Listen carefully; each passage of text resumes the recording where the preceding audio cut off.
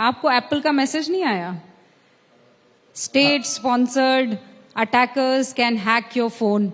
इस वक्त जासूसी का बड़ा आरोप आप लोगों पर चल रहा है। फोन टैपिंग करवा रहे हैं, फोन के अंदर घुस के महुआ मोइत्रा, शशि थरूर, तमाम जो असद ओवैसी, अखिलेश यादव, नाम लीजिए, वो ये कह रहे हैं कि हमें एप्पल का मैसेज आया है, सरकार हमारे फोन टैप करा रही है, हमारी जासूसी कर रही है।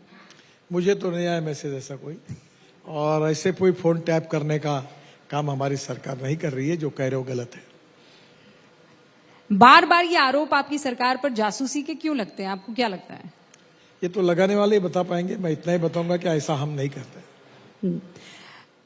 राहुल गांधी, अखिलेश, ममता बनर्जी, ये तमाम एक साथ इंडिया गठबंधन बना चुके हैं और उनका ये कहना है कि आप लोगों ने देश को दो धड़ों में बांट दिया है और इसीलिए जनता त्रस्त है और 2024 में वो आपको शिकस्त देंगे और बड़ी वाली शिकस्त देंगे। तैयारी उनकी पूरी है। देखिए, जो एक दूसरे से बात नहीं करते थे, एक दूसरे के साथ चाय नहीं पीते थे, वो दोस्त बन गए। उनके दोस्ती का मजबूरी का कारण हम हैं। हम स्ट्रांग बन गए, हमारी ताकत बढ़ गई, इसलिए जितने वीक लोग थे वो साथ आ गए। तो ये जो अपोजिशन पार्टी का जो एक जगह इकट्ठा हुए, इसका कारण बेसिकली अपोजिशन पार्टी वीक हुई, इसलिए वो अलायंस में आए। और जहां तक बीजेपी की बात है, हमारा बहुत विरोध हुआ है, पहले भी विरोध हुआ है। अटल जी के समय, अडवाणी जी के समय भी विरोध होता था। हमारे बारे में इमेज वर्सेस रियलिटी वाली कहानी है। पहली बात तो ये कि मैं खुद इस कन्विक्शन को अपने लाइफ में मानता हूं कि कोई भी व्यक्ति उसकी जात, पंथ, धर्म, भाषा, सेक्स से बड़ा नहीं होता, उसके गुणों से बड़ा होता है।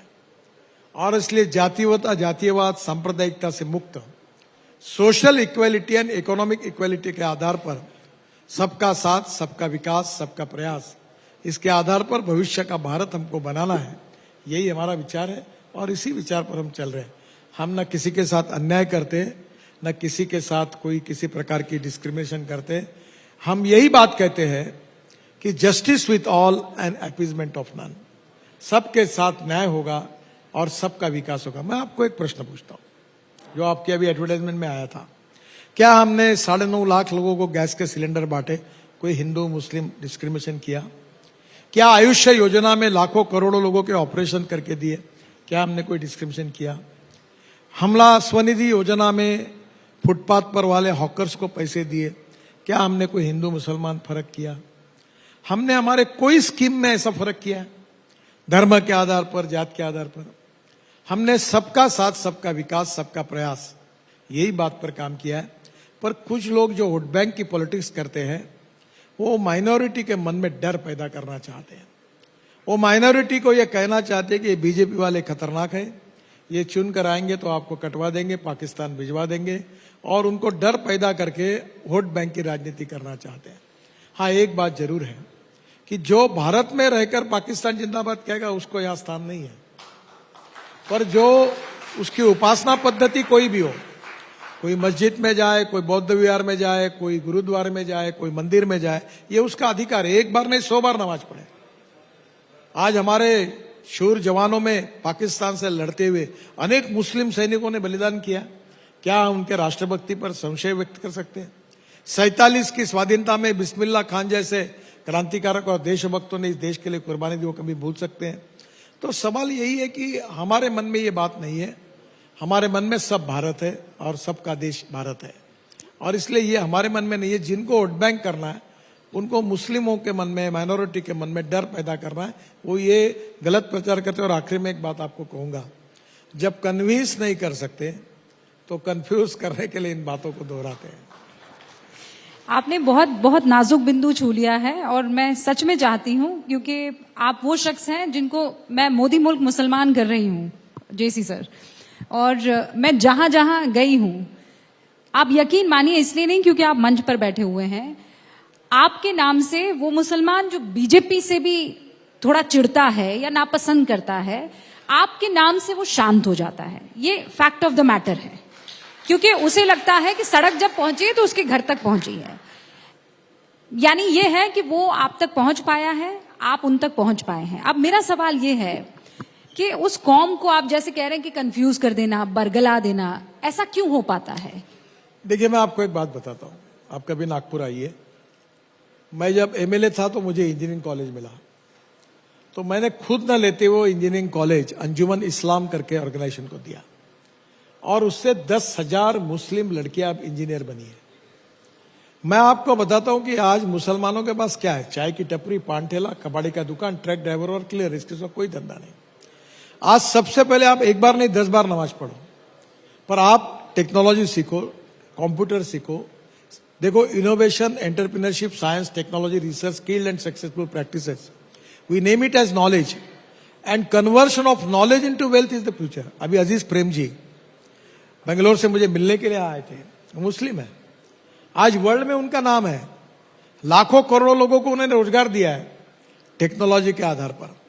आज देश में मुस्लिम पिता पुत्र और टीचर, इनका काम है कि नई मुस्लिम जनरेशन ये विज्ञान, तंत्र विज्ञान, इनोवेशन, रिसर्च में आगे आनी चाहिए। अब्दुल कलाम साहब हमारे आइकॉन है, उनके जैसा सबने बनना चाहिए। आप अगर मस्जिद में जाओ एक बार 2 बार, पर आप अगर साइंस टेक्नोलॉजी नहीं सीखेंगे तो आपको रोजगार कैसे मिलेगा? आपकी इकोनॉमी कैसे अच्छी होगी? आपके मकान कैसे अच्छे बनेंगे? आपको अच्छे स्वास्थ्य के लिए अच्छे हॉस्पिटल में आप कैसे जा सकेंगे? आपकी प्रगति और विकास कैसे होगा? मैं अगर जाकर मंदिर में बैठकर 4 घंटे पूजा ही करते रहूं तो इससे थोड़ी होगा। मुझे आखिर no philosophy can be taught to empty stomach, ये विवेकानंद जी ने कहा है। तो आने वाले समय में मुस्लिम समाज में शिक्षा का प्रसार होना चाहिए, मुस्लिम महिलाओं को बराबरी के अधिकार मिलने चाहिए। कल मैं आ रहा था, मेरी दोनों कैप्टन महिला थी, हवाई जहाज चलाने वाली।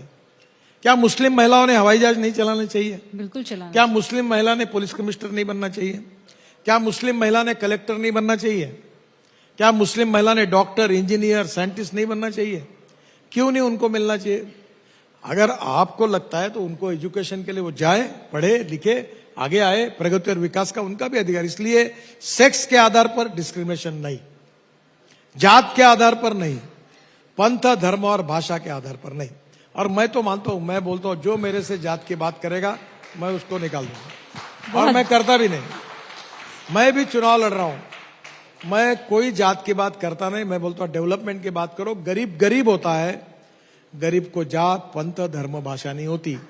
जो गैस का सिलेंडर मेरे घर पर जिस पैसे में आता है उसी पैसे में आपके घर में आता है। बिल्कुल, इसमें कोई तो फर्क नहीं इसलिए है। अगर गैस सिलेंडर सस्ता होगा, पेट्रोल डीजल के बजाय इलेक्ट्रिक, इथेनॉल और हाइड्रोजन आएगा, तो तुम्हारा भी फायदा है, मेरा भी फायदा है। इसलिए किसमें फायदा है वो देखो और आगे जाओ, यही मैं लोगों को कहता हूँ। आपसे बात करके बड़ा आनंद आया। बस एक आखिरी सवाल, क्योंकि आप महाराष्ट्र से आते हैं, मराठा रिजर्वेशन आंदोलन वहां पर आप जानते हैं बहुत पुरजोर तरीके से चल रहा है और आपकी सरकार फंसती हुई वहां पर नजर आ रही है। महाराष्ट्र एक प्रगतिशील, समृद्ध और संपन्न राज्य है और देश के इतिहास में पूरे देश को सामाजिक विचार देने में महात्मा ज्योतिबा फुले, डॉक्टर बाबा साहेब अम्बेडकर, राजर्षि शाहू महाराज, ये महाराष्ट्र से हुए। स्वातंत्र वीर सावरकर, लोकमान्य तिलक, छत्रपति शिवाजी महाराज महाराष्ट्र से हुए। और ऐसे पुरोगामी प्रगतिशील महाराष्ट्र में जात के आधार पर जो कुछ हो रहा है वो दुखद और दुर्भाग्यपूर्ण है। और निश्चित रूप से हमारी सरकार इस मामले को सुलझाने की कोशिश कर रही है। मामला बहुत संवेदनशील है और मेरा विश्वास है कि एकनाथ शिंदे जी के नेतृत्व में काफी चर्चाएं हो रही है। इसमें से जल्दी ही मामला सुलझेगा, ऐसी मैं उम्मीद रखता हूं।